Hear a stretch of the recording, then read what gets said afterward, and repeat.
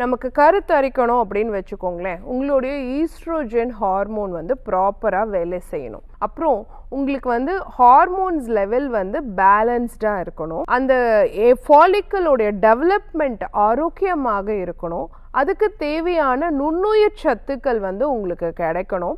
அதே மாதிரி உங்கள் கருப்பைக்குள்ளே இருக்கக்கூடிய உள்சுவர் தடிமன் ஆரோக்கியமாக இருக்கணும். அந்த கருமுட்டையை அழியாமல் தடுக்கக்கூடிய விஷயங்களுமே நம்மளுடைய ரத்தத்தில் சுரக்கக்கூடியதாக இருக்கணும். இது எல்லாத்தையும் உருவாக்கி கொடுக்கக்கூடிய தன்மை வந்து கொண்டைக்கடலைக்கு இருக்கு. இப்போ கொண்டைக்கடலையில் வந்து இருக்கக்கூடிய அமினோ அமிலங்கள் வந்து புரதம் என்ன பண்ணுதுன்னா கருமுட்டையோடைய வளர்ச்சிக்கு சப்போர்ட் பண்ணுது, ஹார்மோன்ஸை பேலன்ஸ் பண்ணுறதுக்கும் சப்போர்ட் பண்ணுது. அடுத்து பார்த்தீங்கன்னா அது வந்து இன்சுலின் ரெசிஸ்டன்ஸை குறைக்கக்கூடியதாக இருக்கு.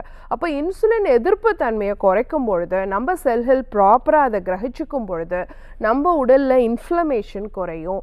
அதனால ப்ராப்பர் ஓவியூலேஷன் அப்படிங்கிறது கருமுட்டையோடைய வளர்ச்சி கரெக்டாக வெடிக்கக்கூடிய நிலை ஆரோக்கியமாக உருவாக்கி கொடுக்கக்கூடியதாக இருக்கும். அதே மாதிரி பார்த்தீங்கன்னா கருமுட்டை வந்து அழியாமல் தடுக்கக்கூடிய தன்மை ஆன்டி ஆக்சிடென்ட் ப்ராப்பர்ட்டியுமே உருவாக்கி கொடுக்கக்கூடிய நிறைய நுண்ணுயிர் சத்துக்கள் வந்து நம்மளுடைய அந்த கொண்டைக்கடலையில் வந்து இருக்கு. குறிப்பாக உங்களுடைய வளர்ச்சிதை மாற்றத்தை சீர்படுத்துது. என்ன காரணம்னா அது புரோட்டீன் அப்படிங்கிறதுனால சட்டைட்டி அப்படிங்கிறது போதுங்கிற உணர்வை கொடுக்குது, கிரேவிங்கை குறைக்குது. அப்போ கொண்டைக்கடலை எடுத்துக்கும் பொழுது அதிக பசி வந்து தடுக்கப்படுது.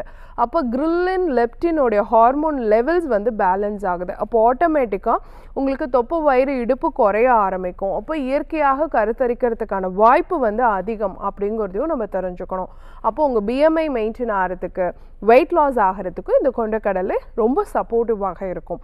அடுத்து பார்த்தீங்கன்னா அதில் இருக்கக்கூடிய விட்டமின் B9 ஃபோலேட் அப்படிங்கிறது வந்து பார்த்தீங்கன்னா டிஎன்ஏ அமைப்பு வந்து நல்ல ஆரோக்கியமாக கருமுட்டையில் உருவாகிறதுக்கு வாய்ப்பை உருவாக்கி கொடுக்கக்கூடியதாக இருக்குது.